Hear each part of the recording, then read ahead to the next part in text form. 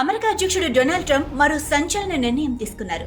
H1B visa కోసం కొత్త నిబంధనలను అమల్లోకి తెచ్చారు. ఇకపై H1B వీసా అప్లికేషన్ ఫీజు $1,00,000 అనగా దాదాపు 88 లక్షలు వసూలు చేయాలని ట్రంప్ ప్రభుత్వం నిర్ణయించింది. ఇప్పటి వరకు ఈ ఫీజు కేవలం 1,00,000 నుంచి 6 లక్షల మధ్య ఉండేది. ఈ మేరకు వాషింగ్టన్ DC వైట్ హౌస్ లోని ఓవల్ ఆఫీసులో శనివారం ఆయన ఈ ఆర్డర్స్ పై సంతకం చేశారు. ట్రంప్ తీసుకున్న ఈ నిర్ణయం లక్షలాది మంది విదేశీ నిపుణులను, ముఖ్యంగా అమెరికా H1B వీసాలపై ఎక్కువగా ఆధారపడిన భారతీయ ఐటీ టెక్నాలజీ రంగాన్ని తీవ్రంగా ప్రభావితం చేస్తోంది. H1B వీసా 1990లో ప్రారంభమైంది. అమెరికాలో కొరత ఉన్న రంగాల్లో ఉన్నత విద్యావంతులు, నిపుణులైన విదేశీ నిపుణులను నియమించుకోవడానికి దీన్ని ప్రవేశపెట్టారు.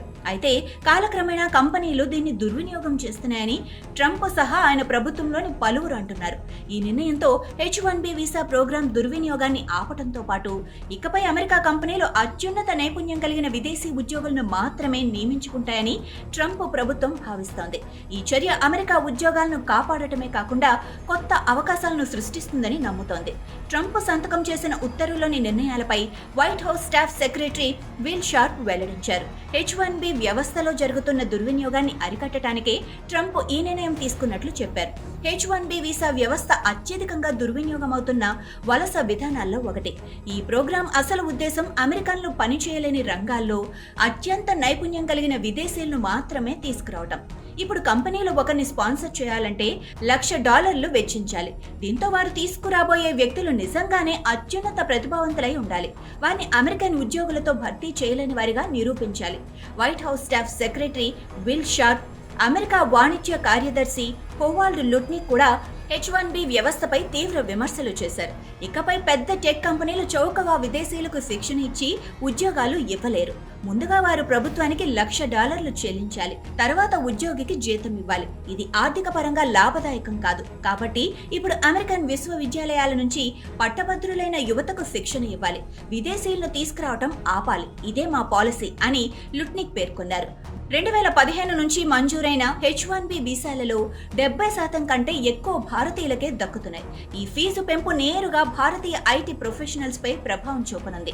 Infosys, TCS, Wipro, Cognizant, HCL వంటి కంపెనీలు ప్రతి సంవత్సరం వేలాది ఉద్యోగులను అమెరికాకు పంపుతున్నాయి.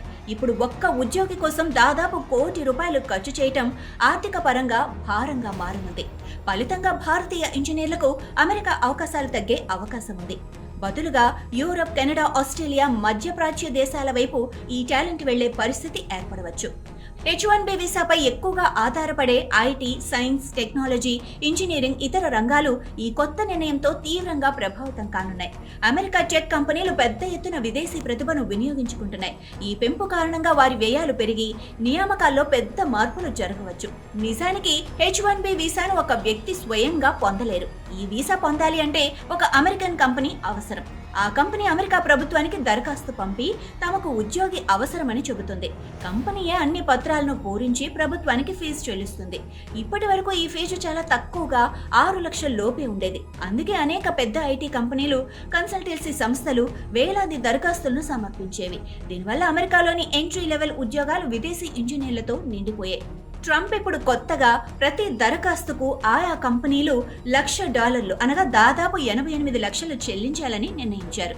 ఇది చాలా పెద్ద మొత్తం. కాబట్టి ఇప్పుడు కంపెనీలు అత్యవసరమైన నైపుణ్యాలున్న వారికి మాత్రమే H1B వీసాను ఆఫర్ చేస్తాయి. దీనివల్ల చిన్న వ్యాపారాలు, స్టార్టప్లు ఇంత డబ్బు ఖర్చు చేయలేవు. విదేశీ ఉద్యోగులకు స్పాన్సర్ చేయడం తగ్గిస్తాయి.